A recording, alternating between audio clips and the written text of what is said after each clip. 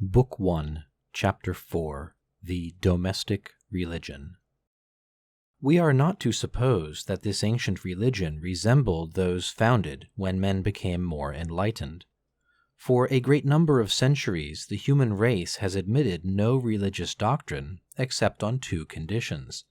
First, that it proclaimed but one God, and second, that it was addressed to all men and was accessible to all, systematically rejecting no class or race.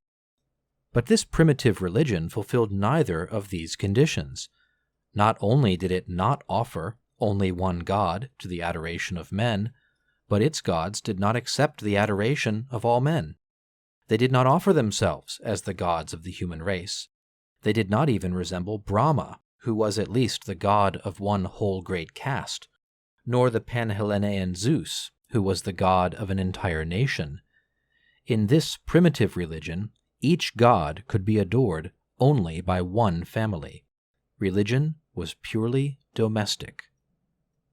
We must illustrate this important point, otherwise the intimate relation that existed between this ancient religion and the constitution of the Greek and Roman family may not be fully understood. The worship of the dead in no way resembled the Christian worship of the saints. One of the first rules of this worship was that it could be offered by each family only to those deceased persons who belonged to it by blood. The funeral obsequies could be religiously performed only by the nearest relative. As to the funeral meal, which was renewed at stated seasons, the family alone had a right to take part in it, and every stranger was strictly excluded. They believed that the dead ancestor accepted no offerings save from his own family. He desired no worship save from his own descendants.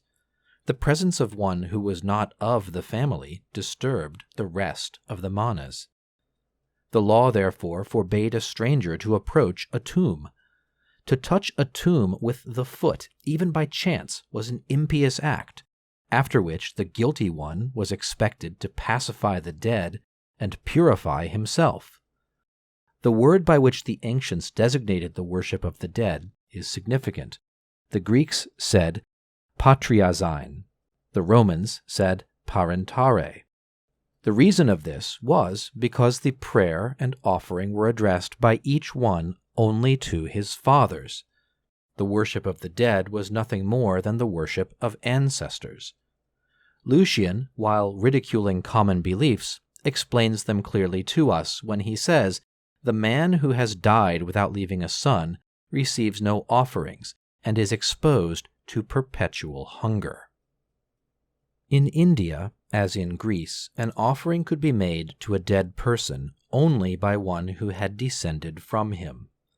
The law of the Hindus, like Athenian law, forbade a stranger, even if he were a friend, to be invited to the funeral banquet. It was so necessary that these banquets should be offered by the descendants of the dead, and not by others, that the manas in their resting place were supposed often to pronounce this wish: "May there be successively born of our line sons who, in all coming time, may offer us rice, boiled in milk, honey, and clarified butter." Hence it was that, in Greece and Rome, as in India, it was the son's duty to make the libations and the sacrifices to the manas of his father and of all his ancestors. To fail in this duty was to commit the grossest act of impiety possible, since the interruption of this worship caused the dead to fall from their happy state. This negligence was nothing less than the crime of parricide, multiplied as many times as there were ancestors in the family. If, on the contrary, the sacrifices were always accomplished according to the rites, if the provisions were carried to the tomb on the appointed days, then the ancestor became a protecting god. Hostile to all who had not descended from him, driving them from his tomb, inflicting diseases upon them if they approached, he was good and provident to his own family. There was a perpetual interchange of good offices between the living and the dead of each family. The ancestor received from his descendants a series of funeral banquets, that is to say, the only enjoyment that was left to him in his second life. The descendant received from the ancestor the aid and strength of which he had need in this. The living could not do without the dead, nor the dead without the living. Thus a powerful bond was established among all the generations of the same family, which made of it a body forever inseparable. Each family had its tomb, where its dead went to repose, one after another, always together.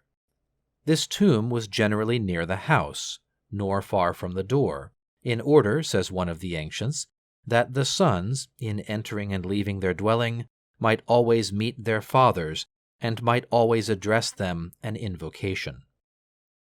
Thus the ancestor remained in the midst of his relatives. Invisible, but always present, he continued to make a part of the family, and to be its father. Immortal, happy, divine, he was still interested in all of his whom he had left upon the earth. He knew their needs, and sustained their feebleness.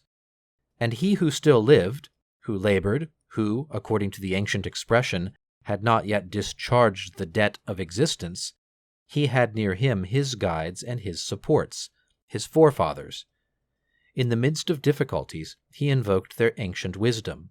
In grief, he asked consolation of them. In danger, he asked their support, and, after a fault, their pardon. Certainly we cannot easily comprehend how a man could adore his father or his ancestor. To make of man a god appears to us the reverse of religion. It is almost as difficult for us to comprehend the ancient creeds of these men as it would have been for them to understand ours.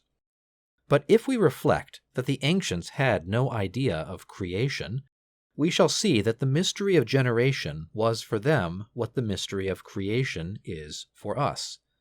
The generator appeared to them to be a divine being, and they adored their ancestor.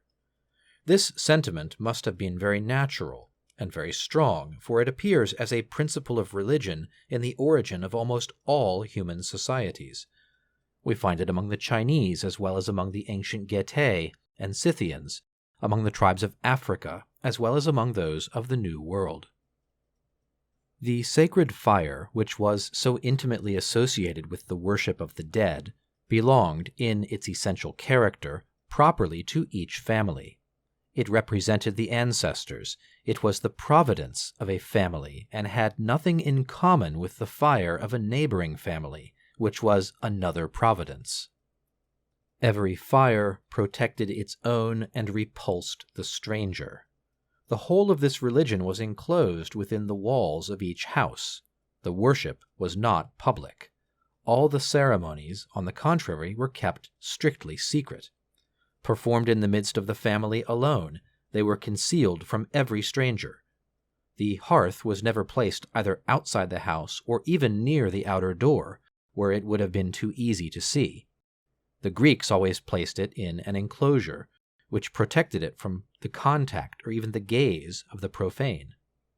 The Romans concealed it in the interior of the house. All these gods, the sacred fire, the Lares, and the Manas, were called the consecrated gods, or gods of the interior. To all the acts of this religion, secrecy was necessary. If a ceremony was looked upon by a stranger, it was disturbed, defiled, made unfortunate simply by this look. There were neither uniform rules nor a common ritual for this domestic religion. Each family was most completely independent. No external power had the right to regulate either the ceremony or the creed. There was no other priest than the father. As a priest, he knew no hierarchy. The pontifex of Rome or the archon of Athens might indeed ascertain if the father of a family performed all his religious ceremonies, but he had no right to order the least modification of them. Suo quisque ritu sacrificia faciat, such was the absolute rule.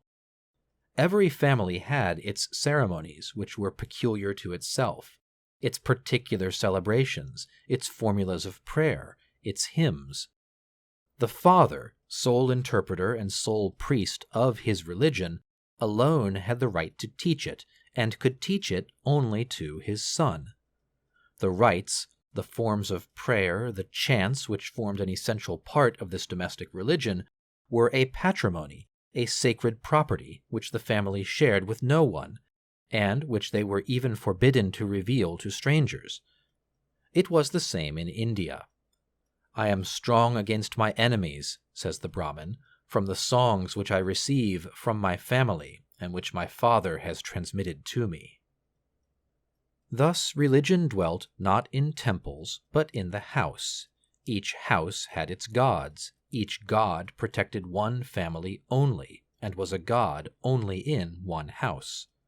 We cannot reasonably suppose that a religion of this character was revealed to man by the powerful imagination of one among them, or that it was taught to them by a priestly caste. It grew up spontaneously in the human mind. Its cradle was the family. Each family created its own gods. This religion could be propagated only by generation. The father, in giving life to his son, gave him at the same time his creed, his worship, the right to continue the sacred fire, to offer the funeral meal, to pronounce the formulas of prayer.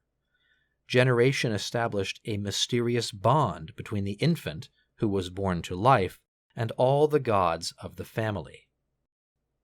Indeed, these gods were his family, theoi en genis. They were of his blood, theoi synemi. The child, therefore, received at his birth the right to adore them, and to offer them sacrifices, and later, when death should have deified him, he also would be counted in his turn among these gods of the family. But we must notice this peculiarity, that the domestic religion was transmitted only from male to male. This was owing, no doubt, to the idea that generation was due entirely to the males. The belief of primitive ages, as we find it in the Vedas, and as we find vestiges of it in all Greek and Roman law, was that the reproductive power resided exclusively in the father. The father alone possessed the mysterious principle of existence, and transmitted the spark of life. From this old notion it followed that the domestic worship always passed from male to male, that a woman participated in it only through her father or her husband, and finally that after death women had not the same part as men in the worship and the ceremonies of the funeral meal. Still other important consequences in private law and in the constitution of the family resulted from this. We shall see them as we proceed.